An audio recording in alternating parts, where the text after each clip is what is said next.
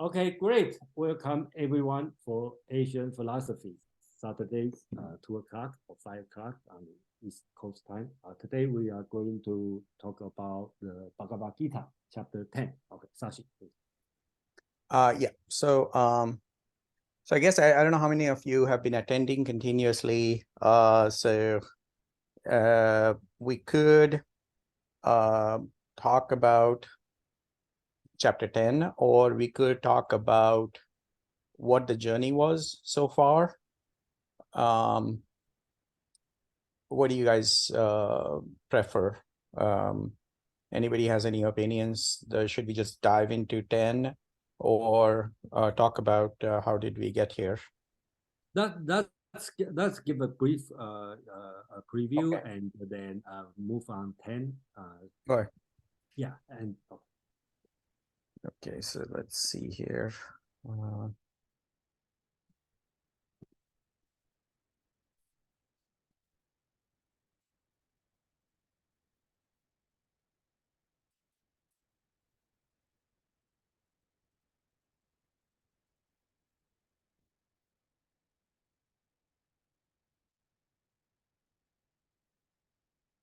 Okay, so I'm sharing my screen, the document. But before we do that, I'm just gonna kind of talk about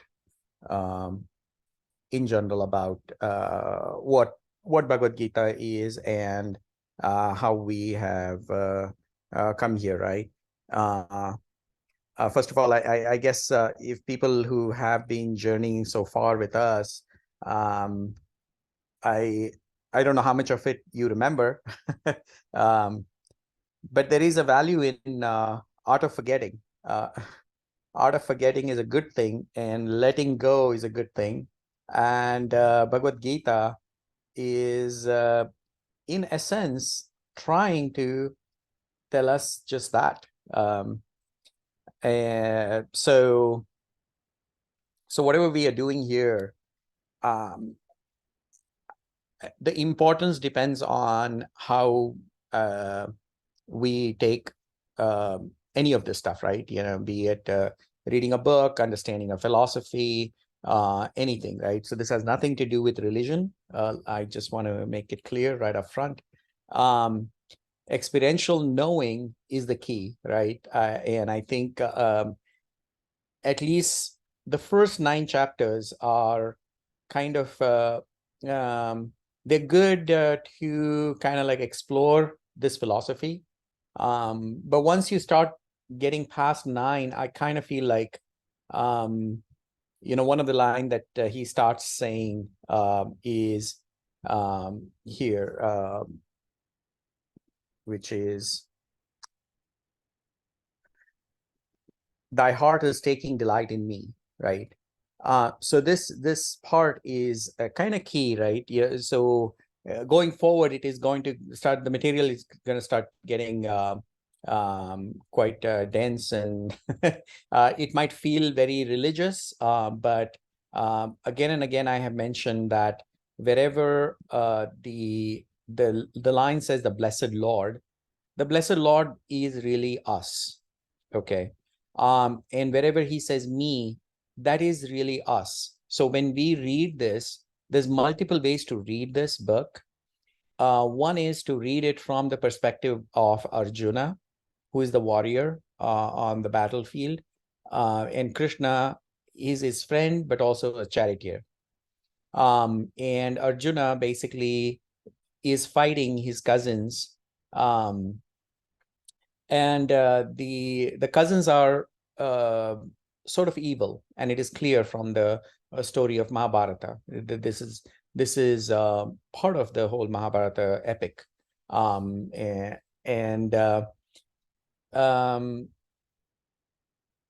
it seemingly the war is between cousins here, but if we were to explore this further, the global village that we live in today, this world that we live in, I feel like we are very much a sort of a family, and we are fighting each other constantly. The wars are happening. So in this case, it is a little more stark, where these two brothers are fighting, and Arjuna basically says, hey, I really don't want to kill anybody. So he starts feeling a little more ethical about it, like saying, hey, um, I can't fight. There is my uncle on the other side, my grandfather's on the other side, my teacher's on the other side.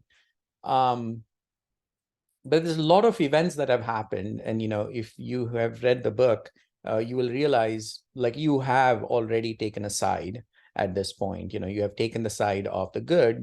Most people do, which would be the side of Arjuna. And for Arjuna to lose his calm at this point, or the zest for fighting the war, is kind of surprising to everybody, and surprising to Krishna as well, his friend. Everybody is standing, getting ready to fight the war, and the minds have been made up to butcher each other. So that has already happened. Everybody has gone through all the debates and discussions about what needs to happen, and nobody has really come to a conclusion. So the war is going to happen regardless of Arjuna's yes or no. So he is quite depressed, right? So he just doesn't understand, like, is this a right thing or is this a wrong thing? So that also kind of Krishna, who is his friend, he starts talking to him about, well, he lets him talk, like, okay, why don't you explain, what is your logic here? Like, why do you not want to fight the war? And he says, hey, look, this is going to happen. I'm going to kill so many of my brothers, and the wives are going to become widows, and the generations of kids that are going to be born after this war are going to be pretty, they're not going to have the right culture. Things are just going to be really bad, and this and that, right? And then, yeah, remember, this is happening, I don't know, hundreds of centuries ago. So whenever that is, years ago. So when that was happening, God and evil and hell and heaven had a special presence in everybody's lives. So he says that we will be doomed. We will go to hell if we did this. And a good person should not be doing this. I would rather renunciate this world and go to the forest, right? So that's one of the things he says, because that was a very standard thing back in those days, where you give up on the world, and then you go to the forest to read scriptures, or live an isolated recluse type of a life. And that, I think it kind of happens these days too, but there's no more remote forests left, I guess. But you have to put yourself in the shoes of Arjuna, who is completely depressed about the war, and then the first chapter kind of makes sense as to why he's saying that. So he basically just wants to give up, and Krishna uses this occasion to help him understand that, hey, look, there is more to it's good that you're using all these interesting words and things like that, but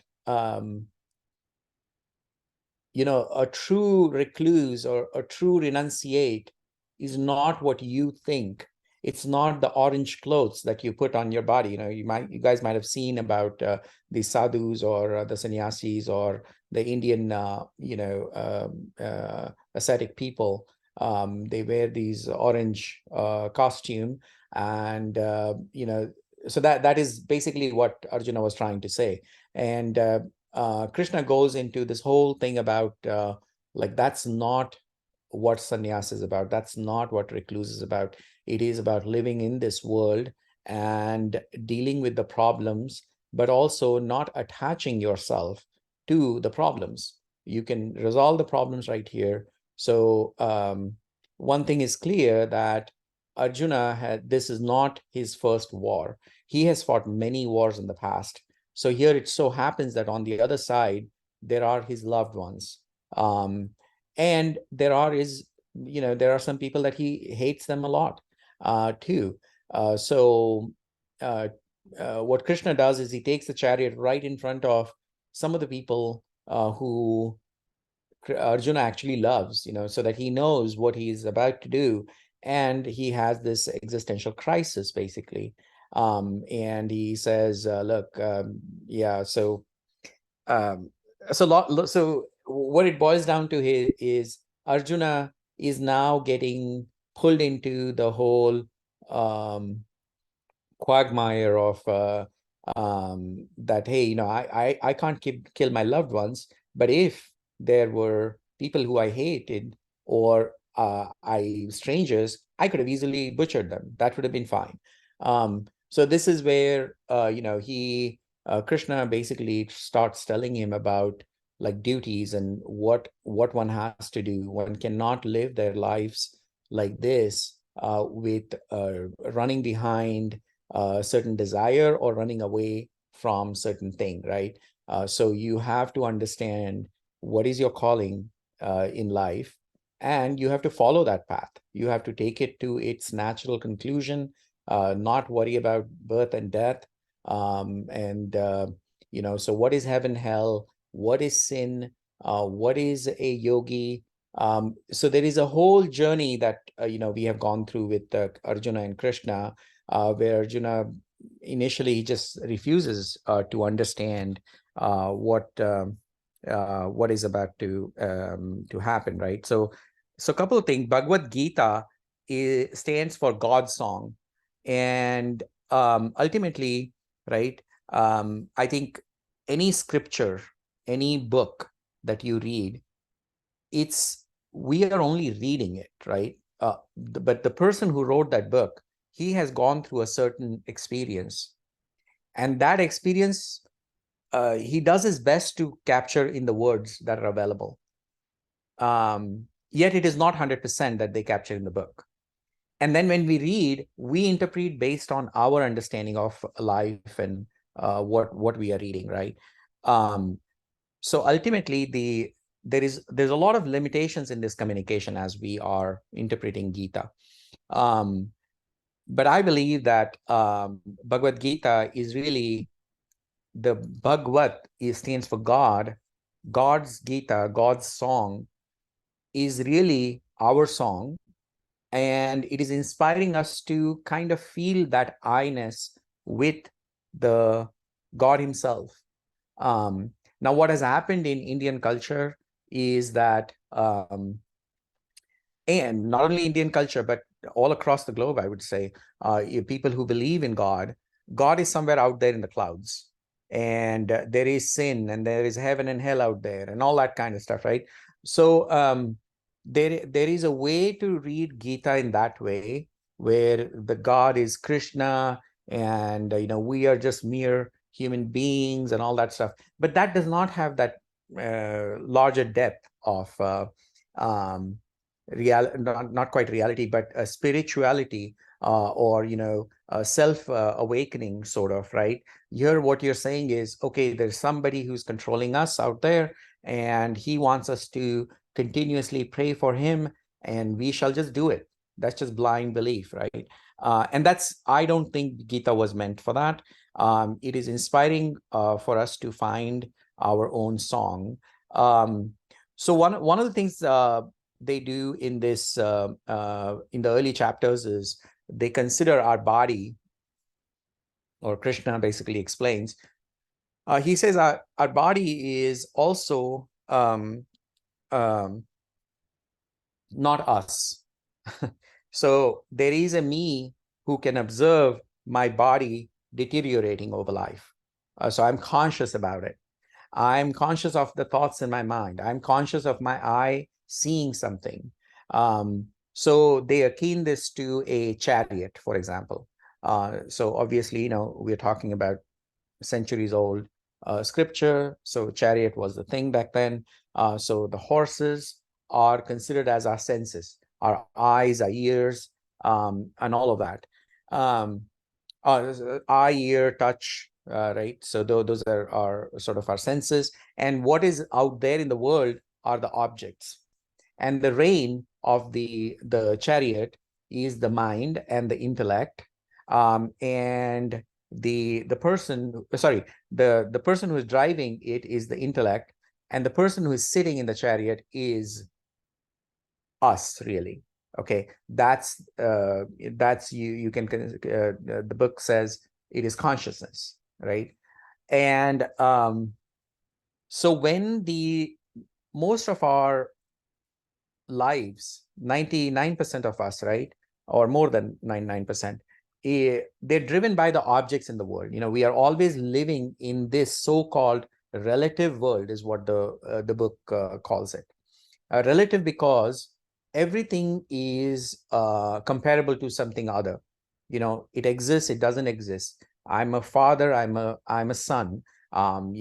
So there is a certain relational aspect. I'm young, I'm old, I'm a man, I'm a woman, I'm Indian, I'm American, I am white, I'm black. So all of this. So it's it's a relative transactional world that we live in. And in this transactional world, our problems come and problems go, right? So the problems come, our desires come, the need to, feel like I need to protect this guy, yet I don't care about that guy, right? So that is continuously happening with us. Now, when we face this kind of a problem,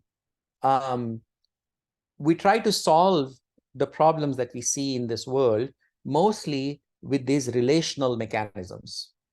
So when we try to solve the problem with relational mechanisms, what happens is we don't really solve the problem. We end up creating more problems. So we think that immediate problem is, oh, I need to protect my son. To protect my son, I need to do something.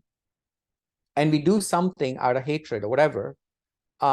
Yet that will create a multifold other problems, right? And you can see all around our globe, all so many centuries that have gone by, the history basically is a perfect proof of this, that we have done as human beings is we have created more problems. Even speaking of technology, even speaking of all the new improvements that we have done, those improvements have mostly been driven by our sensual pleasures. So what our senses have driven us towards, our greed, sort of, right? And this is what so there is this relative world that is out there, and there is, the book wants to say, or Krishna wants to say, that there is an absolute world. Absolute world meaning consciousness. So we are, when this chariot that I was telling you about is driven by the horses, and it is just going hither skither, right, all over the place, the body is going to fall apart. The consciousness is going to fall. I mean, the driver, the intellect that will not know what to do is right, and he's just really getting driven by the horse, right? And this is where the sthira purusha, or the balanced person, comes about. And he says that it's basically the guy who has figured out how to use intellect, mind, and the horses as our instruments. So not always look at something out in the world and immediately make a judgment that, oh, you know what, I hate that, or I like that, right? So where we, just to, so chapter 1 to 6 basically talk about karma yoga. So karma yoga is cleaning up our acts, our actions, and karma. So every action that we do out in the world, they are as per the book, they are considered as impure acts. Why are they impure? They're impure because you are basically responding to your senses needs. Or your mind might say one way or the other, and then the intellect tends to follow that. And it is driven from, hey, this is me and that is you. So there is this limited me and limited you. So there is this distinction that we have created. So the approach that Krishna talks in a quite a length there is that cleaning up oneself and cleaning up one's actions, the karma. Action, basically, karma stands for action. And it is not about cleaning up other people, right? None of this book is about advising anybody. It's about looking within and how to clean my actions, live in the same world.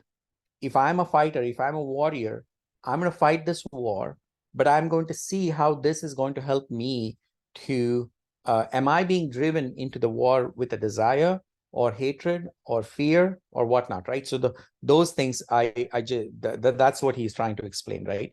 And any actions that we do, one of the things he recommends is that the results of the actions are not, it's not a given, right? So don't take an action driven by the result.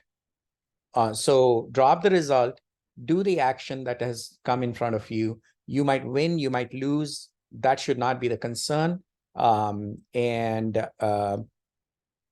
he also warns against people who will say, hey, look, if this is so confusing, we're just not going to take any action in the world. We're just going to sit around and, and he says that's the worst thing you can do. He says even bad actions are okay. No actions is worse than bad actions at one point, he says. But when you're doing your actions, if you are really wanting to clean up your act, what you would do is, first of all, are you results driven? And the easiest way he recommends in Karma Yoga is, he says, have all your actions done for my sake. Okay. Now that my can be interpreted again, like I said earlier, it can be said, like I said, there's consciousness, mind, and senses, right?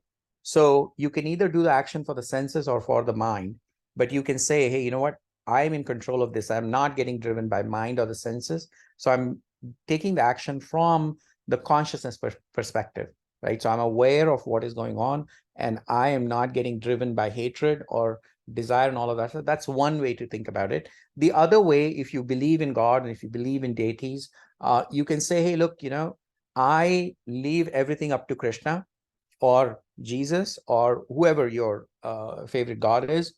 The point is that then you are saying that if I win or lose, it is God's prerogative. It's God's problem. Maybe losing in this particular area was a good thing for me because losing helped me learn something for something next. So it is also, again, trying to build up a perspective of how to live a life, because most of our life we get pulled down into desire and greed because we think something is lacking and something from the world is going to fill us up, a big house, a big car, or hurting somebody or whatnot, right? Running away from people who look slightly different or whatnot, right? So there's all kinds of things. So how can you avoid that and live a life where you're good with whatever has been given to you, good or bad, it doesn't matter. You are satisfied, content, and that is going to drive your own personal happiness. This has nothing to do with other people. So he does that from chapter 1 to 6. And one thing to remember, I mean, at least that's what I sort of felt, was that action in the world is our need. It's not that world needs it. Okay. so that is absolutely key to kind of remember whenever you are, like, working at the office, or and be at whatever role you are. This feeling of entitlement is what kind of makes it like, hey, I'm being mistreated, or I need more out of this, or whatnot, right? So that is where problems start happening. And the downside of that is that whatever action you're doing, whatever work you're doing, it will have a certain deterioration in the quality. So the quality is not going to be the best. So um, and is of course going to impact your result. But let's say you forget about that, and you forget about all the personality crisis and all of that stuff, and you come again to the action just for the action's sake, and you're actually enjoying it. Who knows, you might actually win. And that's just a bonus. He also talks about how you can distance yourself from what is going on out there in the world. And he says that there are 4 modes of nature. The 4 modes of nature, 3 modes of nature. So the Rajas, Tamas, and Sattva. So these 3 are kind of acting on their own out there, right? So when you see somebody is angry, and somebody is fighting, or somebody is responding to you in a certain way, the three gunas are supposedly, the the rajas is basically acting more from the point of so I'll start from tamas, right? So tamas is somebody who is the lower in the category in a way, and they are driven by laziness or something very negative. Rajas has a little bit of a royal quality to their aspect. They are more worried about everybody, and they're also about, like, hey, my valor, my courage, it's about some good that is going to happen out of it, right? And the sattva is a little more the good. For Rajas, the good is happening to him. Sattva is good for the society, sort of, right? So they are looking at what is going to be good for the society. So these are constantly playing with each other, is one of the things that the book talks about.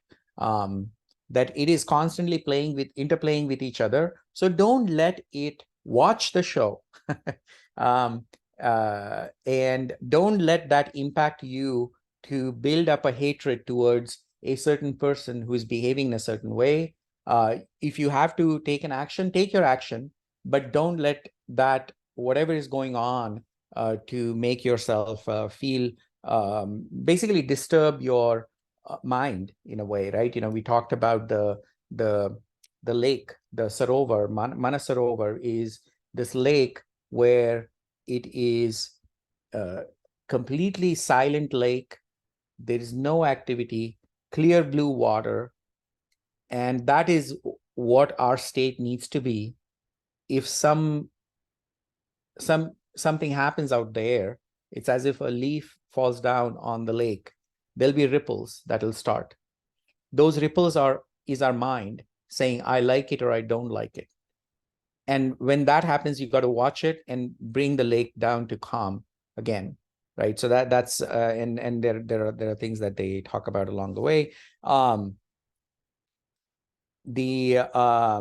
So one of the things he also talks about is this the aspect of rebirth.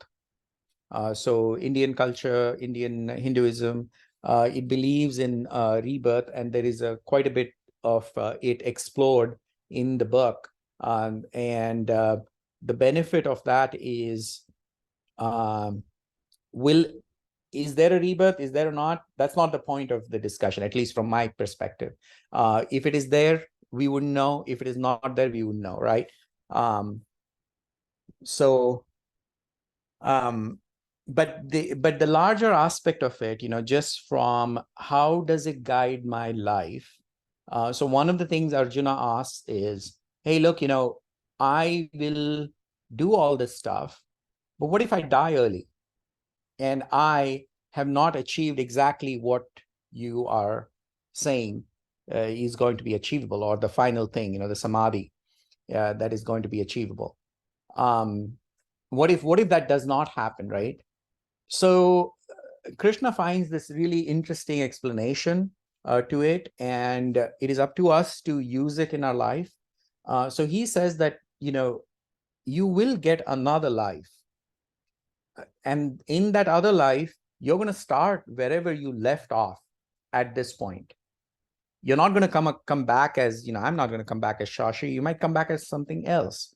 And depending on your, progression in karma yoga or bhakti yoga and jnana yoga that we are going to cover, you're going to come at that level in the next life. Now, how do we see this, right? Day to day, every day, we are, in a way, living and dying. There is rebirth every day. That's how I interpret this. So for us to take an experience and learn from it and use it in the next moment that we are going to come across in this life is basically what Krishna is trying to say, but he is using the concept of multiple lives, right? And that while that might happen, we don't know. We don't know. So here, what has happened yesterday and how it impacted me? Did I learn something? Am I hating that person? Am I liking this person? I try to wipe it off this morning and I start brand new with a better understanding of that and continue my path. And also the journey of learning, just whatever karma yoga is, all of that stuff. Maybe I mistake, maybe I forget at different points. I feel like I have been greedy. It's okay. He says, just forget about it. It's no problem. You can just fix yourself the next day. And I feel like that's a very positive message. That's a really quite a useful message for us to not give up on ourselves and go into the spiraling circle of some kind of depression or whatever, that one is a negative person, one is a bad person or whatnot, right? He also says that no matter how evil you are, if you have this spark of knowledge, and that's how it is going to happen, right? All the journey of karma yoga and bhakti yoga seems like it's a long path. While it is a long path, when the change is going to happen to you, when that samadhi is going to happen, when the nirvana is going to happen, is going to be a flash, instant flash. And there are many stories in our Puranas and stuff like that, where a murderer, a terrorist, or so many different examples that exist, where they come to a point in their life. Even in the story of Buddha's life, there are things like that, where a certain phrase that Buddha utters, and the man is changed. He has been a killer all his life, a thief all his life, and this little change, a little thing changes him completely. I think that's also kind of the story in Les Miserables, I think, right, where the thief, basically, he meets this priest, and the priest kind of says, hey, he needed those candles, the jewelry that he was trying to steal, and it's okay, so he doesn't get in trouble. And he was basically stealing because he didn't have food, and then he turns out becomes the hero of the story, the book, and he does all kinds of good in the society just by that little spark that happens in his life. And Krishna talks about that. He says that there is no such thing as evil, and once the person understands where he's looking at the world from, that change will change you for the rest of your life. And every action that you do, from our so-called worldly ethics perspective, we have partitioned actions into ethical and non-ethical, right? But once you change your perspective and not get driven by mind or senses, any action that comes out of you is just going to be a good for the planet. It can be seen by some people as you're being violent, you're being whatever, but because you have not brought your ego, your greed, your liking, disliking into the picture, that action is considered as a pure action as per the book, right? The renunciation portion, as he goes into chapter 4, 5 further on, again, he's talking about when one is liberated from all these kind of impacts from the mind and senses, you are basically a renunciate at that point. You are living in this world, you're interacting with people, but that interaction is going to come almost from a perspective of a recluse, if you will, right? And it is just going to be, the other word for it is yogi, or the one who has understood the concept of yoga. Again, yoga has a deeper meaning than what we know in our society here, which is all these exercises. But those exercises are to bring a balance in our body, but ultimately it's about the balance in our mind. And yoga means meeting, ultimately. And the meeting is with your consciousness. So work on your body, work on your mind, and come to the consciousness. That is yoga, ultimately. So yoga is used very much all along the way. So the main thing about karma yoga, the first 6 chapters, is how you want to continue doing your actions, but you want to drop the doership, the I-ness. Then the 7 onwards, 7, 9, 8, 9, it goes into a different place about, okay, so now you have understood the cleaning up of your actions. And one of the ways to clean up your actions is to, he says, focus on me, or dedicate your action to me, offer your actions to me. Once you offer the actions to me, whatever good or bad happens out of it, it's not your responsibility in a way, right? You don't have to take it upon you to kind of feel bad about you losing something, or, don't let it, have your head filled with a ton of pride if you win, because both of them are going to be quite destructive for your future, right? So from 7 onwards, we started talking about bhakti.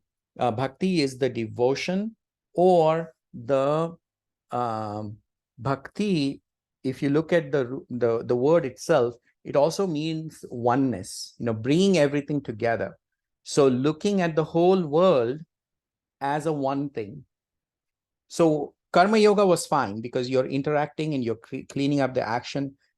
It's still about you and you're working out there and all of that stuff. But bhakti takes you to a next step, which is now you are trying to look at the whole world and yourself as one. But it tends to be done in sort of 2 different ways. One is where you actually have a deity, and you have a god, but you almost have fallen in love with the god.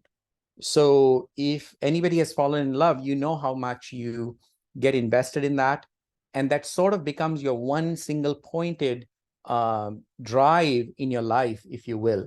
That single pointed driveness is a good thing in a way, because all the other noise in the world doesn't impact the lover, if you have ever been in that state. So here the receiver of the love is some lord, some god, right? So we took the example of Mirabai, and she lived her whole entire life writing poetries and songs about Krishna. And but if you look at the depths of her songs, they have a lot of philosophical depth. So she understands that the love that I'm expressing towards the Lord is really not this some other person out there. It is this whole world, right? So that is chapter 7 through 9. And one of the key phrases that I'm going to kind of read here, sort of, is he concludes this chapter 9 by saying, become my minded. Now, again, I bring this up here, this my really needs to be myself, me, or you, yourself, when you're reading this, right? It's about your consciousness, right? So become my-minded, meaning every time you're doing whatever you're doing, you watch it and see if it is driven by your mind or driven by your senses, right? My lover and adorer, right? So this is where the bhakti yoga comes.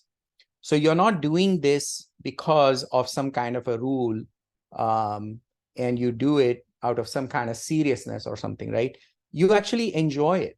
You find the benefits of doing that, right? So when you act from the place of consciousness, and not from the mind or senses, you suddenly realize that, oh, earlier I used to fret a lot about this. I would get so angry about this, and I would do this and I would do that. Now I do less of it, right? So that's how it is going to build some inner satisfaction and content. A sacrificer to me, this yagna that we talked about, yagna used to be done back in the days with a fire being built, and people would throw grains and whatnot in that, right? So that's a traditional thing that they think about sacrifice, and they would sacrifice animals too, right? All of that stuff. But here, the sacrificer, in the context of us, really what it means is, in my opinion, right, that when you are going to be acting out in the world, there are going to be times when you want to react, you want to get angry. But the fact that you control, the fact that you stop yourself, that is that you're burning it in the fire, if you will. So you are offering that. That is the pride that has been hurt. You're offering that. And slowly, the effect of that is going to blunt down. So sacrificer to me, again, to consciousness, bow thyself to me. This can also mean, wow, Krishna really wants to be the king. No, not really. I mean, I don't think it has anything to do with Krishna. It really is about a sense of humility that you bring about yourself, because ultimately most of our problems come from us feeling in control of everything. And when we lose that control, we get angry, we get fearful, and then we we do all kinds of craziness that we see in the society actually today, right? Bowing basically means sharana, or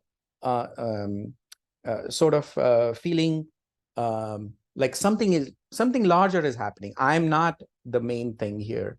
And bowing also means that you're also a sort of your attitude becomes of a student. So you're wanting to learn from every experience. See, learning cannot come from you saying, oh, I know that, and I'm going to come here to challenge this thing, whatever is being said, or this person just doesn't know it. That attitude does not help you learn, neither does it help the conversation. It might not be something relevant for you, but when you're interacting in the world can become your guru, if you will, right? You don't have to go to some ascetic or some other person. There's no need to do that. You can read a book, you can have that book have an actual impact on your life. And that's that bowing thing, right? Bowing thyself to me. Thus united with me in the self, thou shalt come to me, having me as thy supreme goal. So in interactions that we do out there, if we are going to stay in that relative phase, the relational phase that I talked about earlier, hey, I'm going to play the role of brother, and I'm going to save blah, blah, blah, or I'm going to be an American, and then I'm going to do this, right? So all of these are roles that have been put upon us. Acting from those roles perspective is only going to create more problems. But if you act from the perspective, let the roles be, fine, but you act from the perspective of consciousness, so that you're not driven by the importance of the role per se. So that's it's almost kind of like the center point of the whole Gita here, right? This particular phrase, But this phrase kind of covers everything, if you will, right? So it sort of has idea of karma yoga in it, idea of bhakti yoga a little bit, right? And then you go into this particular document, the next chapter here. There was one more thing I just wanted to quickly mention was Gyan and Vijnana, right? So what is knowledge? According to the book, the knowledge is only one thing. The knowledge is the knowledge of consciousness. Understanding that that we are this consciousness is the most important knowledge. And ignorance is basically trying to live our lives that are defined by these roles that have been put upon us. Be it a brown person, white person, black person, man, woman, brother, sister, all of that stuff, right? So that is all false. Mind is false. Our thoughts are false. What we see is false, because those things are going to change, right? So that is one of the fundamental things to understand. So there's the Gyan and Vijnana. Vijnana kind of stands for science. So a lot of our science is about tangible things, about the world out there, right? And while that is good, if the science was driven by the knowledge itself, the so-called knowledge, according to Gita, about from consciousness, whatever we do in science or whatever we do out there in the world will have a positive impact. As against if you develop a technology from greed perspective, it is going to have a lot of destruction in the society, right? So he talks about that in chapter 9, I think, or no, chapter 7, I think. Yeah. So, but ultimately, I think one of the stresses that I want to bring, like this section 7 till 12, right? I think it's quite a pivotal section. While there are many paths, he brings about, like karma yoga, bhakti yoga, jnana yoga, and all of that. So different ways to reach your goal. But bhakti yoga is kind of really an interesting pathway, because what happens in bhakti yoga is that ultimately the goal is that we want to gain the knowledge of self. Self meaning uppercase self. Uppercase self is the consciousness. That's our goal. And the self can be the God, you can call it God, or it can be, your consciousness. And we also talked about Prakriti and Purusha, right? Purusha is that self, and Prakriti. So we want to move from out here to within, right? And develop this notion of oneness. That is the end goal, right? Equanimity. Journey inwards, not journey outwards. If something happens, we tend to kind of put the blame out there, but we want to come inside everything that happens, so to take control of the mind and senses, and so to do that, what do we have to do? We have to constantly remember this, right? Every interaction that happens in the world, we have to constantly remember to that, like, hey, is this happening out of desire? Is this happening from my senses or whatever, right? And you have to remind yourself, I'm not this mind, not these senses. I'm not going to run after the desires. And you're going to come to a point where you say, oh, this anger and this fear are futile, but it's going to take, it's not going to happen immediately just because I'm saying it. And you're going to come to a place where you are going to feel eventually that everyone is fine the way they are. It's their perspective, and yeah, it got me angry, but I have a choice to not get angry. And you come to a point where you start realizing, oh, that's a conscious being out there. And yeah, he's acting in a funny way, but, it's up to me to not, control my car as I'm driving, if you will. and I'm a better driver, if you will, right? You don't have to think that, but you are driving from the perspective of the consciousness, right? But you start feeling like, oh, it's one of the notions that Hindu philosophy has is that it is this Brahman, or the consciousness. The term for consciousness is Brahman. Brahman is acting through us, be it as a good person or a bad person or anything. All the destructive forces and all the good forces and everything is the same thing interplaying with each other, right? And you start seeing that, as you start working through this, like, I'm not this mind or senses, you start feeling that. And you come to a point where, because you have sort of the impact of world has started to lessen on you. It's very much like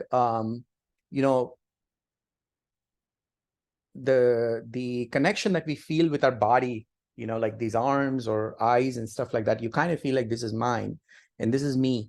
And there's no reason for this arm to kind of feel jealous of this arm, for example. So if there is a bruise here, you're going to take care of it. But if let's say I'm able to run track and run a mile under 6 minutes or whatnot, I kind of feel like, oh my God, my legs are amazing. I can do an amazing thing. So that is called as the sort of like the Aishwarya, or my sort of royalness, if you will. What is a better term for that? My speciality about this body part. But that does not make other body parts less important in a way, right? So this kind of thing starts extending out into the world. The oneness that you feel with your body, sort of, you start feeling oneness with the world, and you realize that, oh, so there, I thought that this person was bad, but he also has a potential for good. So one of the things they say in Indian philosophy, in a scripture, that everything on this planet, everything has a purpose. Everything has a purpose. A tiny leaf had a purpose.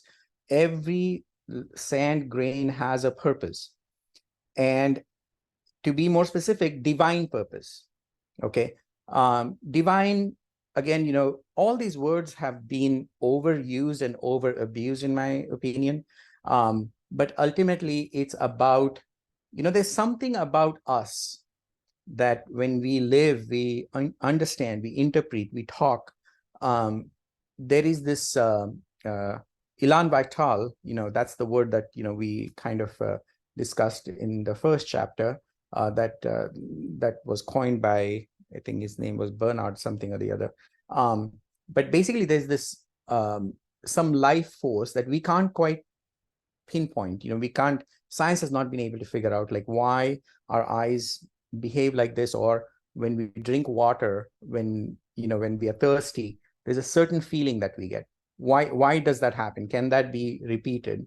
Or how can you explain, when you look at a rose flower, why is it beautiful? What is beauty? Can you actually explain that? You cannot explain that. Or what is color yellow? You can't quite explain that. You have to show it, right? So there are all these things that are sort of, they call it Aishwarya, or what the chapter 10 wants to call it also is Vibhuti, or the glory, if you will, right? So it's a glory of some unknown that is playing through these things. And everything on the planet has something good about them, And then, when we interact with these things with that particular notion that God is in everything, or there is good in everything, same thing, then you have a different interaction with the whole world, right? So that is that continuous lifestyle that you want to live, to eventually become that kind of a person, like Buddha or whatever, whose automatic reaction to the world is just this. They just love everything. They have compassion for everything. So, but initially we have to kind of pretend that is that bhakti path, the bhakti yoga. So the beauty of bhakti yoga is that becomes your goal, the path itself becomes your goal, if you will. Every other path, for example, whatever other yogas and all of that stuff, one of the things is that you have to drop that path. Like, all these contortions that you do about the body, or the chants that you do and all of that stuff, they have to be dropped to really go to the stage of nirvana and all of that stuff, right? And to understand this, one of the words that they use is bhava. Bhava basically means that when we try to understand something, typically we rely on words. Even when we are not talking, in our mind, it is words. But yet, sometimes when you look at a flower, you look at something beautiful, or you look at something fearful, all these words kind of die away. So it's a thoughtless, speechless, wordless awareness. And that is bhava. Or if you a very poor translation of it is feeling. But bhav in Hindi or in Sanskrit has a much larger meaning, a much deeper meaning. And the approach towards bhakti, or the approach towards consciousness, is not by words, is not by speech, or not by reading books, nothing of that. You just have to kind of feel it internally, and then it sort of becomes a bit more real. So I guess when you take this journey, right, karma yoga, the constant remembering, reminding yourself, and then the bhakti yoga, just interactions in the world just becomes way more happier. Even reading a book, the understanding of the deeper ideas that are being presented by the author or whoever, what experience they might be going through, it becomes a little more fun. Just the overall life sort of becomes a bit more fun, I think. And given that in our world, today what is happening is, we are pretty much driven by what others say, right? There's the news influence, there's the media influence, advertisements, and now we have this big behemoth, which is social media, and metaverse is coming, right? So the world is becoming, already it was too much. Now it is becoming too much, right? And part of the reason it feels too much is because we think it is me, limited me, and we take upon all the responsibilities of trying to respond to all the bad news, all the good news, and all the things that are happening, and you feel that burden, and it becomes quite a painful journey. Like Buddha said, life is suffering. It has become more so now. So all this relative existence out there, right? That's the part that we have to understand, that these are just one of the swamis kind of calls it as, on the planet Earth, there are no lines of longitudes and latitude. That's only there for understanding, defining a location on the planet. So those things are overlaid only in our imagination, or for our math, or for a purpose of trying to explain something. So similarly, all the roles that have been given to us, all this, man, woman, all of that stuff, right? Nationality and all of that, you want to take it in the aspect of this. It's a demarcation just to transact in the world. Doesn't mean a whole lot than that. And then suddenly you understand what is the absolute me, absolute us, and what is getting imposed on us, and how we can differentiate from that. And chapter 10 kind of talks about, it's about vibhuti, yoga, and trying to look for divine manifestation in everything out there. Now, trying to look for divine manifestation, everything out there, we are not there. We still get troubled by minor interactions in the world and all of that stuff, right? So, and so is Arjuna. Arjuna, so he talks about that here, and we will try to cover that.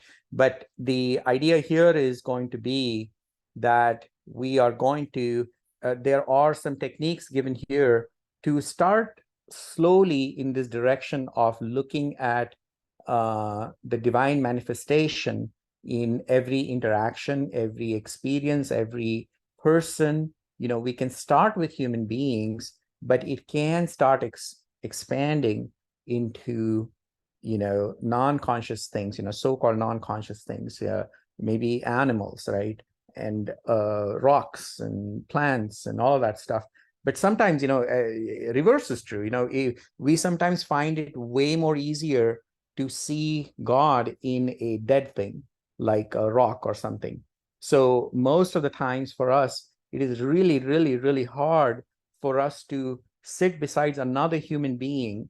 Like, even, let's say, let's say we all are followers of Jesus in our life right now, and we're Christians. And let's say Jesus did come and sit right beside us, and he said, look, I'm Jesus. We, because of the way we are built, we will not be able to believe that. We would think that that's an actor, that's something, or or whatnot, right? We because we are looking at the human form, and we think, oh my God, that's not what we expected. Yet we don't know what we expect, if Jesus, if we wanted Jesus to come. But that's just an example, right? We think of a divine manifestation as something really something Superman level, right? And that's what Vibhuti he covers here. So here he says, so we're not going to cover the whole chapter, but it's a good thing we will probably cover half of it, or maybe 1/3 of it. So the key thing here is, in this first line, he says, now that thy heart is taking delight in me. So all these things that I mentioned to you, and I did a really poor job compared to what the book does and what Krishna does with Arjun. There's a lot of question answers. There's a lot of debate and a lot of questions that most of us will have are being dealt with. And Arjuna has kind of, like, he's getting a sense of it. He's like, oh, I kind of like this. And he says that, okay, I'm going to tell you some more. And neither the gods nor the great rishis know my birth or any birth of me. So this is kind of interesting that one of the Swami kind of explains this as, now here you might think, oh yeah, again, yeah, this is some Lord that is talking, and it's some Krishna thing and something like that. No, it's not. It's about us. So how is it about us, right? Gods. Gods have two ways of looking at gods. One is, these are human beings who have done a lot of good and they have reached heaven. Okay, that's one way to look at it. And then they're enjoying the heaven. And because they're enjoying in heaven, they really don't have any time to think about me or the consciousness. They cannot think beyond the entertainment and all the joys that they have gotten. Rishis are basically the learned people, if you will, right? Back then they were learned people, or even today, right? But the problem with learned people is that they are so involved in the learning part of it versus the experience part of it, right? That they cannot really understand, or no, they cannot really experience. Most of the time, it is people who are not any of this might actually jump the hoop and immediately understand that me. The other way to look at this is, remember, gods are enjoying themselves most of the time, right? Because they have reached heaven and they can control things and all of that stuff. So they are actually more senses driven. And so one of the ways to look at it is our body, our senses. So we have these eyes, but there is an element about eye that lets us enjoy what we are seeing or understand what we are seeing, sort of, right? So one of the things that they say is behind each senses, the senses are as if they are gods. Okay. And then our intellect is sort of the rishi.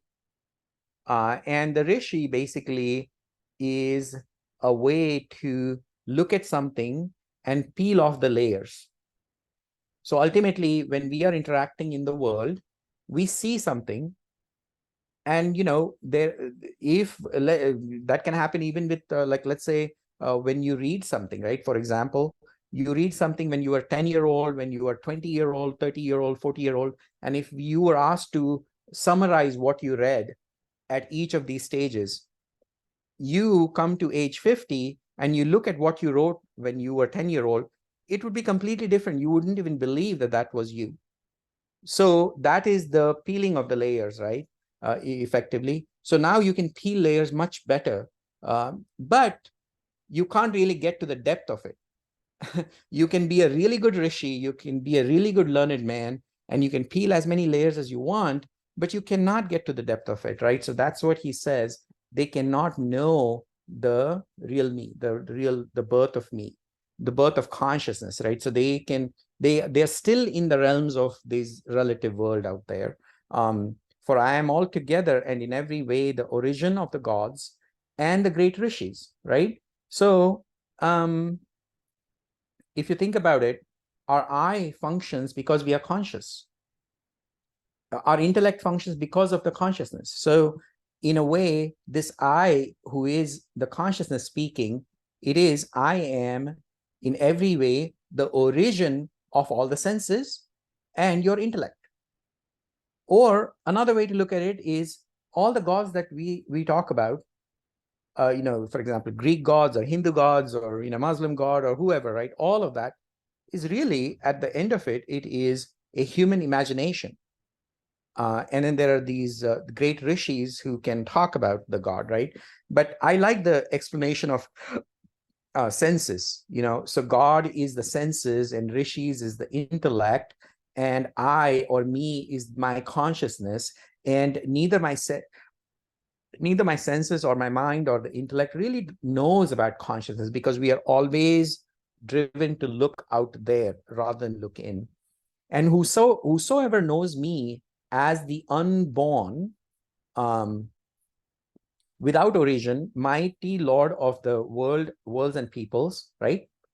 He says that consciousness is the unborn, lives unbewildered among mortals, and is delivered from all sin and evil.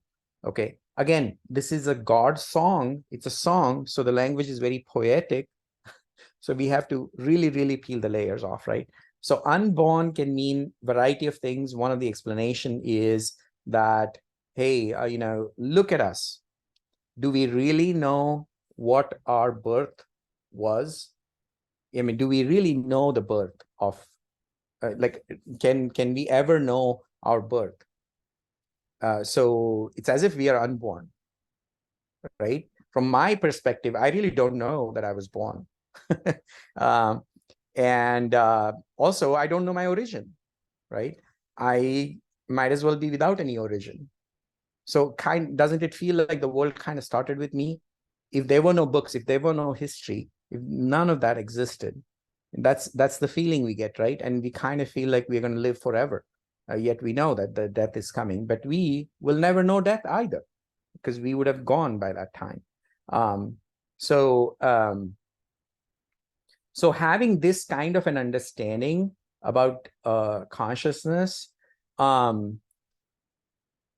understanding in the sense, not just reading about it or learning or hearing what Buddha might be saying or whatnot, right? It really has to be a deeper experience. We kind of should feel that from inside, right? Now suddenly the notion of mortality or the notion of sinning is not going to impact me, right? Sin can be, again, considered from multiple point of views. One is hurting each other, right? or stealing objects and things like that. So that's one aspect of sinning. The other aspect of sinning is, if you do believe in God and heaven and hell, you'd say, okay, I do this and I go to heaven, I do that, I go to hell, right? So there is that level of sin. And then there is the third level of sin, which is the complete ignorance of this consciousness and identifying with body and soul. That is the highest level of sin according to Gita or Vedanta or Hinduism, right? Everything else is just a side effect. The fact that you steal, the fact that you kill, the fact that you believe in heaven and hell, all of that is because you have associated yourself with body and soul, body and mind, and you're pretty much getting driven by the greed or the desire or the fear, because you don't know your real self. You're ignorant of the so-called me, the uppercase me. Then here he talks about all kinds of, now he's showing us, hey, look at so many good things that are out there, right? That is all because of me. That is all proceeding from me. Your understanding, your knowledge, your freedom from bewilderment of ignorance, forgiveness, right? When we kind of feel like, oh, this person deserves forgiveness, that kind of level of kindness, truth and self-government, all of these different, these are all, if you break them out, they really are different emotions that we go through day in, day out. And why do we go through them? Because of our consciousness. They all proceed from me, he says. And then he talks about the great rishis, the 7 ancients of the world. Again, very poetic language, right? Has nothing to do with there were some 7 ancient people or whatnot, nothing like that, right? In my opinion, or the 4 Manus, right? One way to understand this, as explained by somebody, is that 7 ancient worlds, there are certain rituals or certain ways that you deal with the, that you have to follow if you want to go to heaven, right? So that is one way. Sort of like, I guess you could look at it as, from a contemporary point of view, from our point of view, maybe it is more like the traffic laws and or not quite traffic laws, but more like, oh, you educate yourself, become a doctor, you earn more money, blah, blah, blah, right? All that kind of stuff, right? So there are certain things that we have identified that makes us more prosperous. And the Manus are, the Manu basically is the root word for human or man, right? So the first man, if you will, right? He or they, they kind of said how to live in the society, how to deal with other people. Now, when you look at the original Manusmriti, a lot of people talk about that. That was written for that society back then, right? And it had some very weird concepts and things like that, but none of that is relevant anymore. So our Manusmriti, for example, what governs us is traffic laws, or whatever society you live in, and all that kind of stuff, right? All of that is my mental becomings, again coming from consciousness. From them are all these living creatures in the world. And so whosoever knows it in its right principles, this my pervading lordship, vibhuti, or this is, if you look at this, all of this is some of very high qualities in the society that we have developed, so-called civilized society, if you will, or a civil human being. That is the epitome of sort of a human existence, if you will, right? And that is the vibhuti, or that's the divine manifestation, or the lordship. That's the translation that this person did. And this my yoga. So there is a certain way to understand the lordship, meaning lordship in things that are out there, past my consciousness, meaning my intellect, mind, my senses, and the objects in the world, all of them have a certain good quality, certain godlike quality, certain lordship. And my yoga, meaning my connection with myself, my consciousness from my point of view, unites himself to me by an untrembling yoga. So when we understand it in the right principle, remember that lake concept that I talked about, when a leaf falls, there'll be ripples, sort of like the ripples in our mind. That kind of trembling is not going to happen, right? And he says that, if you do this, this is there's no doubt about it. That's what he says. I'm the birth of everything, and from me all proceeds into development of action and movement. Understanding thus, the wise adore me in rapt emotion, right? So now he is going into the whole bhakti sort of thing again, right? Because once you have this understanding, you immediately you kind of like feel like okay, you have a certain attitude towards looking at the world, and there is a certain emotion that comes with it, and it's not in the sense of some teenage love affair or anything like that, but there's a certain whatever deeper feeling you had in that state of mind is sort of a similar state that you get into when you're dealing with the world. Their consciousness full of me, their life wholly given up to me, illumining each other, mutually talking about me, they are very contented and joyful. Okay, so now it might seem like he's talking about, oh yeah, illumining each other, meaning, I say some nice things to you about the Lord, and you say some nice things to me about the Lord. No, that's not what it means. At least I don't take it that way. I think it means more like, remember, few chapters earlier, he had mentioned to Arjuna that, look, when you're not going to act, it is going to impact a lot of people. A lot of people look up to you. So it is a calling to us, all of us, even though we are not the so-called leaders in the world, or maybe some of us are the leaders in the world, we should act as if people are looking up to us. We want to set an example in every action that we do, even though nobody is. So the advice when you verbally give to somebody, it just goes on a deaf ear. Like Oscar Wilde said, in his phrase, advice is always to give to somebody else. You don't act upon it. So when you give this advice to that person is just going to take that advice and just hand it off to somebody else. He's not going to act upon it. But when he sees you happy in a certain good action, they might mimic that action, right? And so he tells that he wants Arjuna that don't ever preach to anybody. Don't, because that is just going to be bad. It's not going to be taken well. And rather than that, live that life. Live what you want to preach. People have the ability to see, interpret, and then follow that. Not as if they are a follower of you. No, you don't want to build a church around anything.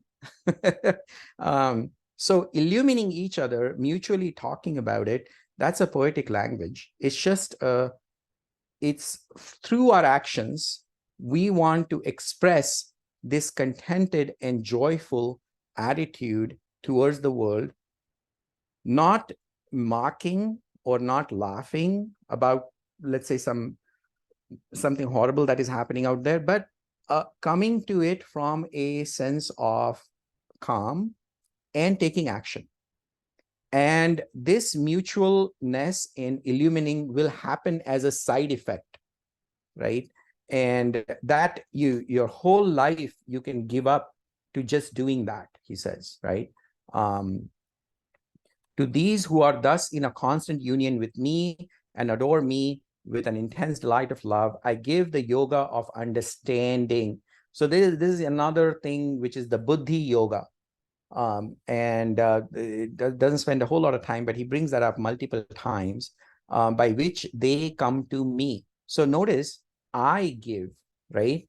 So when you are the so-called wisdom is not going to come through your efforts, or there is not going to be certain date when the wisdom is going to be handed to you in a form of a degree or something.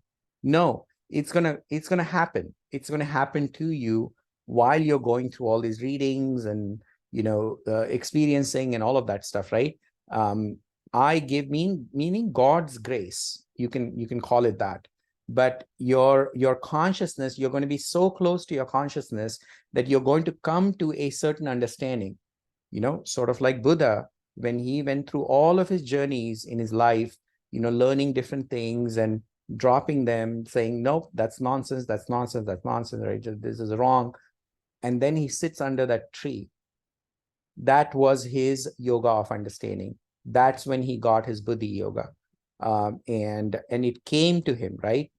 It just, everything was dropped and the wisdom just kind of came to him. Out of compassion for them, I, lodged in their self, lift the blazing lamp of knowledge, right? So this is the wisdom, and destroy the darkness, which is born of the ignorance.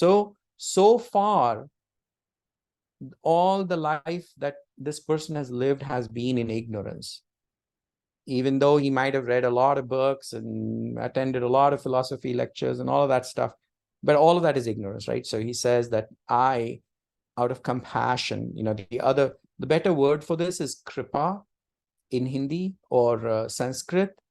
And the kripa has a much, much deeper meaning, in the sense that, it's as if like the God wants to give it to you without expecting anything back. Or, and you cannot feel entitled for it. It is just going to happen. And it's a much nicer word, kripa. So Arjuna now says, thou art the supreme Brahman, the supreme abode, the supreme purity, the one permanent, right? So now he is going into a state of adulation, right? Oh, Lord this, Lord that, you're amazing, you're amazing. The divine Purusha, the original Godhead, the unborn, the all-pervading.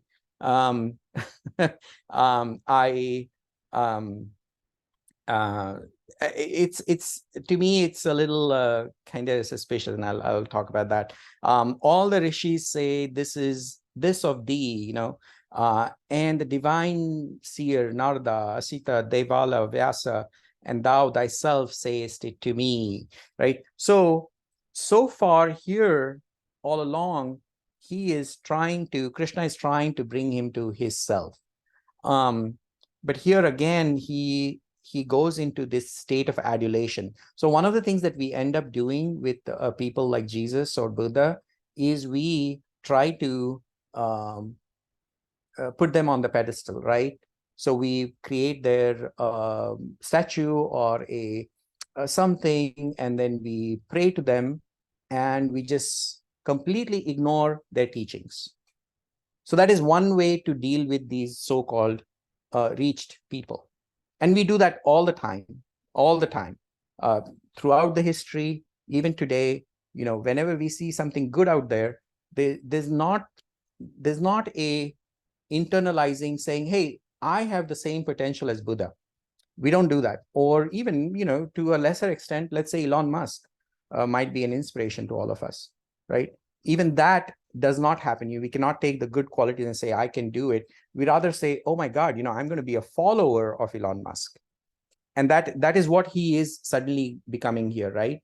And that is what we should not be. All the rishis say this of thee, and he's now saying, oh, look, these were back then, these were really big names in the society, big scientists, if you will, of that time, and not quite in the terms of scientists, but, very knowledgeable people. So he says, look, they also say this, as if whatever Krishna said, Krishna is right there in front of him. it doesn't mean a squat for this guy, right? So he says, oh, those guys say this, so whatever you're saying must be true. Which also says that the doubts in his mind are so high for whatever Krishna is saying, that he is bringing these big names into the conversation, saying, oh, I've heard this from that person.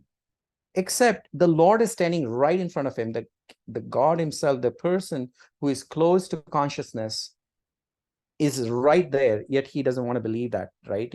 Even though he gives him all the big names and all that. All this that thou sayest, my mind holds the truth, right? See, this is what happens. When we read something up to the level of mind, mind has this thing where, oh, I like it or I don't like it. So it comes up to our mind and then we kind of stop it there. It never really comes deeper into our lifestyle, never really gets into that state. So he says, my mind holds for the truth. O Keshava, that's the name of Krishna. Neither the gods nor the titans, O blessed Lord, know thy manifestation, right? Thou alone knowest thyself. So to some extent, I think he is saying that, look, I think you're amazing and you're sharing this amazing experience to me. Unfortunately, I don't have that experience, and I'm sorry, but I'm not able to understand this, right? So he calls him source of the beings and Lord of beings and God of gods and master of the world and all that stuff, right? So he says, thou shouldst tell me of thy divine self-manifestation. So show me where God is, basically, he says to him. Show me your divine manifestation, all without exceptions. And thy vibhuti is that manifestation by which thou standest pervading these worlds. How shall I know thee, O yogi? By thinking of thee everywhere at all moments, and in what preeminent beings should I think of thee, O blessed Lord? In detail, tell me of thy yoga and vibhuti, is like, self connection with the self, and how can I see self out there, the consciousness out there? Oh Janardana, that's yet another name for Krishna. And tell me ever more of it. He's kind of like taking delight in like trying to get to the state of Krishna now, right? So he is on that journey now. So he used to be down here with full of doubts, but he's up here now, right? And he's saying, I'm really liking, it's a nectar of immortality to me, and however much of it I hear, I am not satiated. And I'm just going to read this one line, and I'm going to stop here. Yes, I will tell thee of my divine vibhutis, but only in some of my principal preeminences. O best of the Kurus, this is that family where Arjuna comes from, for there is no end to the detail. I mean, this whole expanse is so big, you can't just be talking about it. And words would not capture most of the concepts either of my self-extension in the universe, right? So from 20 onwards, right, all the way through the end of it, I feel like there are some examples here which I don't think they are relevant to our life and age at this point. There are some interesting examples, but they are very much, they're good, they're very poetic and all that. And in some respect, they might make sense to a Hindu person, I guess, coming from that background. But I'm not sure how much it feels relevant here in America. But one of the things that I was thinking of us exercising over the next few weeks, and then we come back to our next session with this, right? We find an experience. It can be anything. It could be Elon Musk. It could be a movie actor. It could be some bad element, some villain too, some really horrible person on the planet, right? And all of that stuff. And basically look at the class of experience and find, in your opinion, who is the highest in that, right? The best in that. It could be a very bad experience and the best in that, right? And so one of the things, if you have ever noticed, right, if you see something that is really, really beautiful, or really something very shocking to us, if you have ever had that experience, your senses and your eyes, they kind of shut down immediately at that point. Have you guys felt that? So and that is really what this exercise wants. I would recommend, if you're interested and if you come back to the next session. And that feeling at that moment, right, when you see this is that manifestation of divine manifestation, if you will, right? Now you're suddenly close to your consciousness. Your mind and senses have vanished. You look at this beauty, it's an awe-inspiring beauty. It could be Grand Canyon, Niagara Falls, all kinds of things, interesting things, right? And and it would be good if we discuss that in next lecture, right? And some of you can get a chance to talk about your experience, doing that. And the point in doing that is experience it in the sense that, oh, my eye, I can see the beauty, but isn't this amazing? Because I'm conscious and I can appreciate this red color on this rose or whatnot. And it's just amazing. Now, suddenly I have dropped off, the rose has dropped off, and the beauty itself stays, right? I don't know if that makes sense, but I think maybe if you guys want to participate, or what we could do next time is maybe I can take some of these examples. You can take some of these examples and Google yourself and try to understand the depths of it, and maybe bring it to the next lecture, and you will get a chance to speak, I guess. So, excuse me, Sashi. So you are talking about next week, or next section, I think it's in December. Yeah. You want to do the exercise on the second part of chapter 10. Second part of the chapter 10, more from your experiences. Oh, so in the something world. like I'm the gambling of the gambler, something like this. You're the what? The gambling of the gambler. Gambling of the gambler? Yeah, that's another quote, right? Oh, sorry. Oh, yeah. So Yeah, that's right. yeah, but basically pick anything. I don't Yeah, care. yeah. That's why, Elon, like Confucius is the philosopher of the philosopher, something there, like this. that, right? And Okay. that can be, but again, I don't want you to focus on the philosopher. I know. Focus on how it impacts you. Did it awe-inspire you so much that your senses and mind at that point just stopped, and the world's problems kind of stopped for you, and you're like, oh my God, this is so amazing. And I think the idea is that when you start looking at these highest things in everybody has their own high points in the society, right? They're not going to be same for me and Jason or anybody. So we identify those, but then we keep drawing those circles lower and lower and lower and lower, so that we can start seeing the divine manifestation in every little sand grain out there, right? That's the whole point. The reason he talks about vibhuti yoga here is that we as human beings, we are not capable of immediately feeling like, oh, everybody is God. That's not going to happen. So, but you can get that experience. What does this mean? What does it really mean to feel like everybody is God?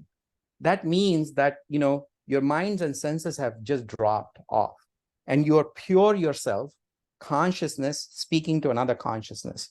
And, it can happen with a human being. It can happen with a non-human being too, right? So something, maybe we could do that, or Okay, I can. so how about like this, Sashi? I think you privately you send kind of this one kind of like exercise homework, and Oh, then yeah, I'll send that. Yeah. yeah, you send the description for me so I can post on the internet, so Okay. people can have the homework. So we will. So next time we will not do chapter 11. We will complete Chapter 10. chapter 10 with some exercise. That's the title I'm going to do.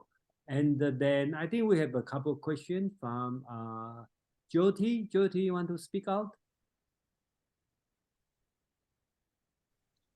Yeah, can I ask you a question, Yeah, please. Shashi? This is Jyoti. Yeah, go ahead. I had a recent death in my family, Okay. and my senses and my mind, as you say, they did completely shut down. I could not experience, I was so numb. I Oh, could not, I could not see any beauty around me. My conscious, I don't know where it went. no, actually, that is not the same feeling. That numbing sort of the sensation that you are experiencing that numbingness, right? That Right, numbingness has happened to the mind and your senses. The grief was so much that you got pulled into the grief. Okay, so that is not the same thing.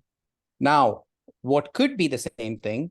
Now, it might not apply to you, so I apologize ahead of time, Jyoti, so don't take it badly or wrongly. There is a way to look at death from a perspective of the life that you have lived with this person, right?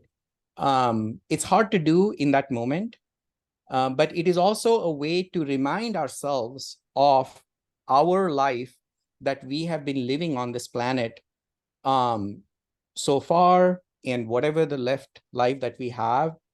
It's a reminder to all of us that we are all going to die. And the death can happen randomly at a random point. There is no prescribed at age 85, 89, whatnot. It's not going to be like that. It's going to be one fine morning. What that means is that while we have this awareness, this consciousness right now, can we start acting on this where, we start experiencing the world in a happy way, where we are not driven by desire, not driven by any dislikes, and start feeling this equanimity everywhere. Ultimately, the goal of this equanimity is that when you come to the point of death, you're not going to feel like something got left, and you're not going to be fearful of death anymore. And that is the immutable Brahman, basically, right? There is a way to look at that death from a sort of how can I use this or learn from it for my betterment, for my life. And that numbness that you feel about your senses and mind going away, I think you got pulled into the grief. And yeah, you can get pulled into these states of what your eye wants to do, or what your ear wants to do. Listen to music. While you're listening to music, you can go numb, right? That's the same thing. You're now getting pulled into some amazing music and you've forgotten the world. That's not the same thing. But it's kind of, it kind of does come sort of, there is a one-pointedness that is happening, so that definitely the whole world shuts down. The other things that impacted you kind of go away. So there is an experience there. There is a concentration, that's when you are praying to God, the whole idea of like that prayer has to be, what you're building upon is concentration, but concentration is not the goal. Concentration is something so that all the impacts of the world, you're shutting them down. So this single pointedness comes about, but you have to go past that single pointedness. So there is a benefit of that numbness, but again, getting pulled down into depression with that's not the point of it. If any of that makes sense, Jyoti. Yeah, it does. It's very soothing what you said, though. But I was thinking about at that particular point, when you hear about an untimely death, tragic loss, I'm talking about that particular point. Acceptance, of course, comes in life with time. And then you go back to what you had started, your path, your journey to divinity. So I'm all right with that. But I was just talking about that particular point where you got the news that you were totally not prepared. A shock. Right, right. Yeah.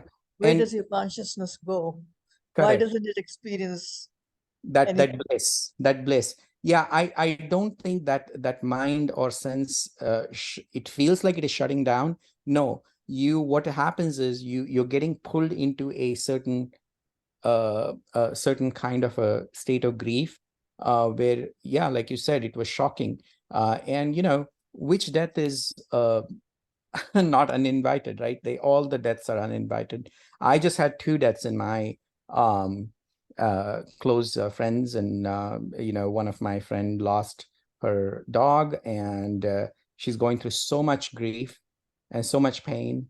While I sympathize with her, empathize with her, I also have this understanding. I obviously watch myself when I want to advise her, but my point is to her is that it would be good to make sure that it doesn't pull you into depression. So keep that in your focus, and it's okay for you to be sad. Yeah, we all miss that puppy. And another of my friend passed away, and this person, he lived an amazing life. He was a scientist himself, and I enjoyed talking to him. He was like close to 89 years old. um, what a happy person. When he passed away, I actually did not feel any grief per se, because I had enjoyed amazing amount of time with him. And I think that's what every death should remind us.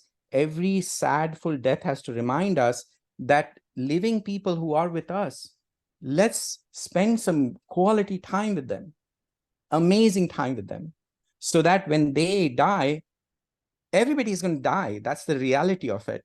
But we should be happy about the life that we have spent with them. Thank you. Yeah. Okay, next, I guess. Let me ask you one question. Okay, so I believe in the about the ignorance. I believe in the verses 11 talking about the ignorance. He used the word ajnana, Agyana, ajana, right? So Agyana. how about what's the difference between the ajana, ajana, Agyan. ajana, Agyana. Gyana and ajana? Agyan. Okay. How about the other words? Avidya. Avidya. Yeah, what's the difference? I know Okay. the Buddhism use avidya for ignorance. Correct. What's Yeah, the difference? Vidya, Gyan, Vidya kind of comes close to light in a way, you know. So they are very synonymous, Okay. right?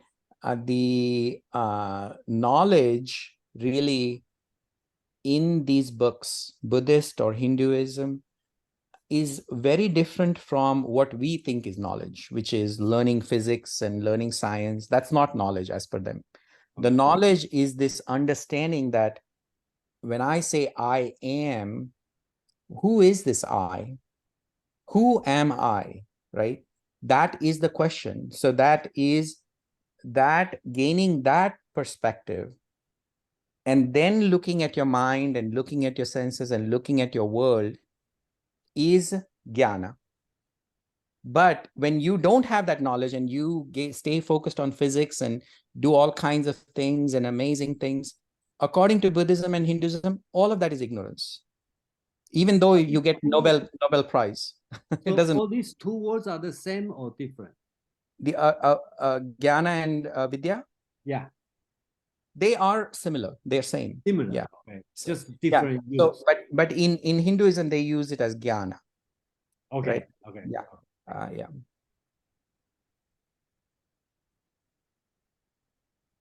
So anyone have any other question? I have a question. Yeah, please. So I think somewhere in between you mentioned that Bhagavad Gita says that doing bad action is better than not acting. Mm-hmm. I'm surprised to hear that. Can you point me to where that is? Okay.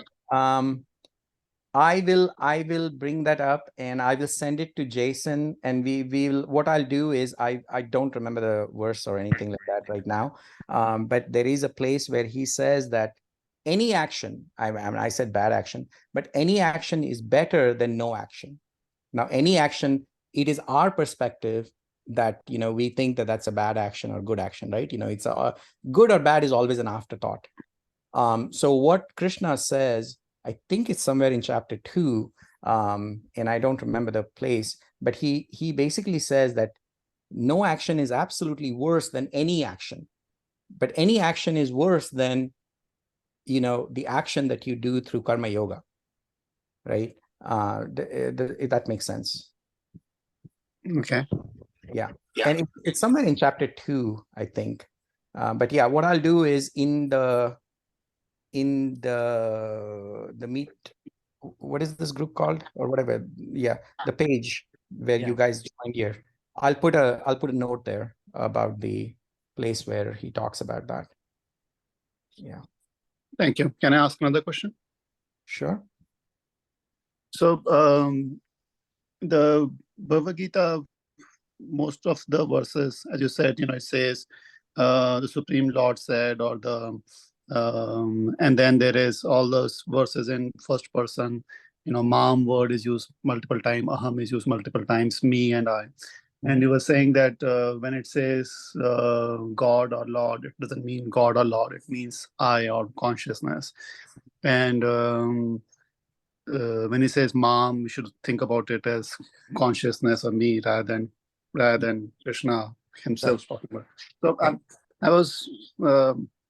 I think that changes the whole meaning of everything. And I'm wondering where is there anything? Because when Krishna wants to talk about the self or the consciousness, he does use different words. He's used Atma, he uses words for self and so on. But when he wants to talk about, when he says mom, then it seems the natural explanation seems that he's talking about himself.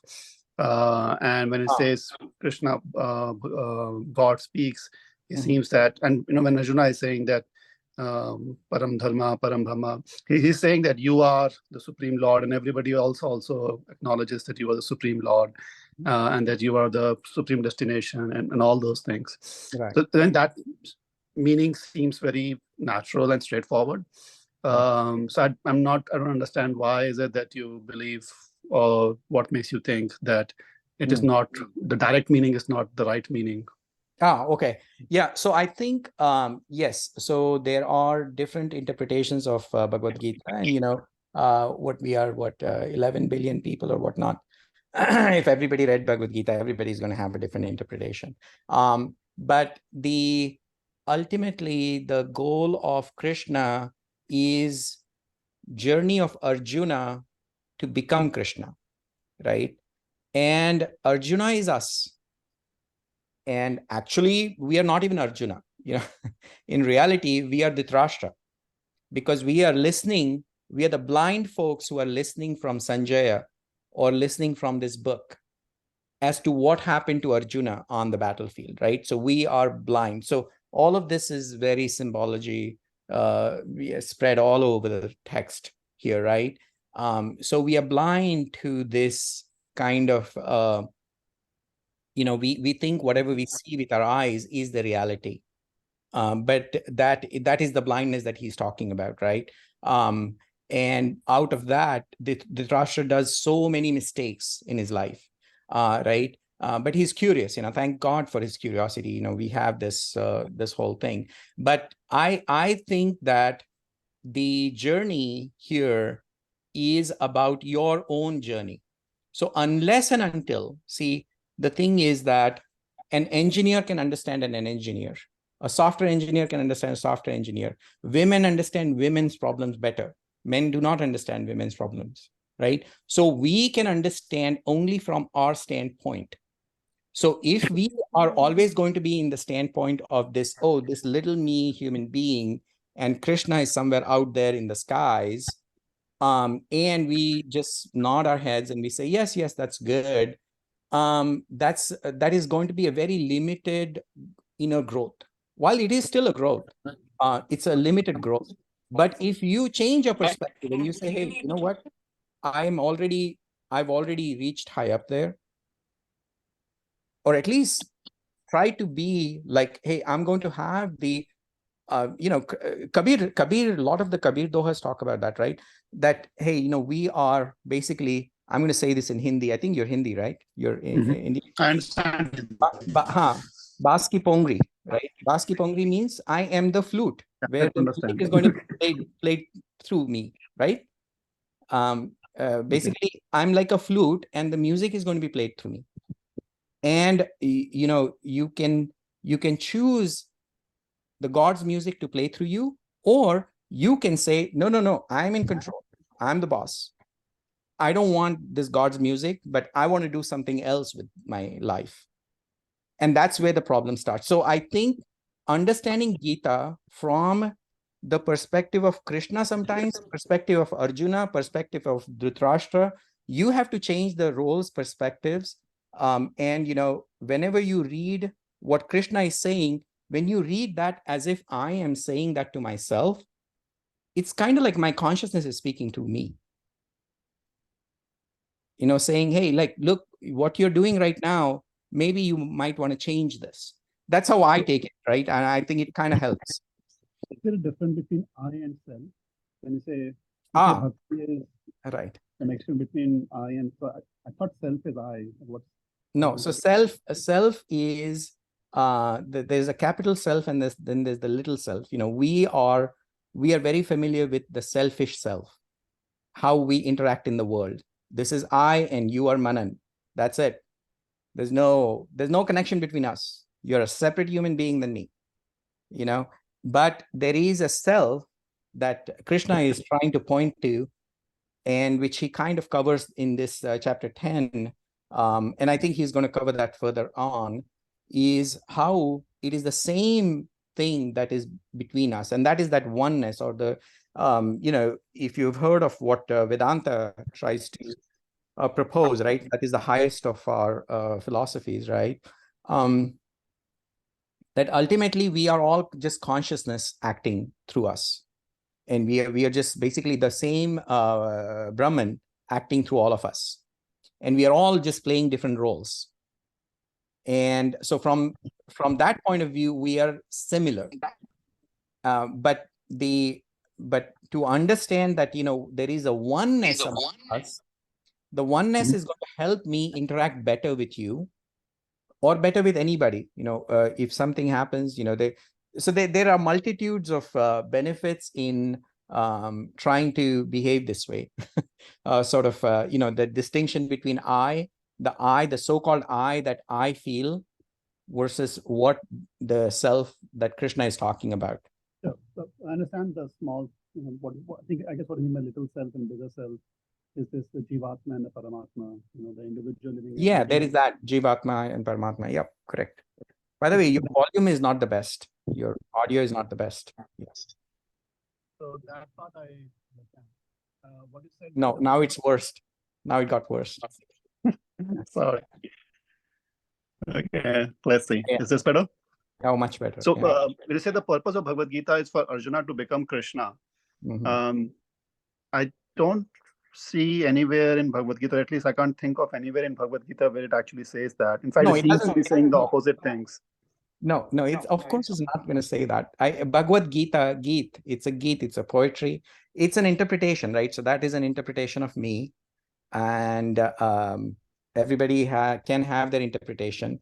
I think that our journey is to become like Krishna, and become like Krishna in the sense that not that we are going to have this power and we are going to suddenly play the flute and all that stuff. That's not the point. The point is this getting close to the consciousness. Buddha was Krishna, or pick anybody. Jesus in a way was Krishna, right? So they understood something deeper about life, and they just expressed it differently at different points of time, dealing with different set of audience, right? And I think we all have that potential in us, and we have to believe that there's no other way. There's no other choice. The other than that is just, then you're just fighting with each other. The life is struggle. That's what Buddha said. Life is suffering. That's the very first line that he starts his whole thesis with, right? So we have to believe that, from Krishna's point of view, he is basically wanting us to get closer to ourselves. Yeah, we lost him, I think. Yeah. Oh, Okay. okay. Maybe we should wrap up.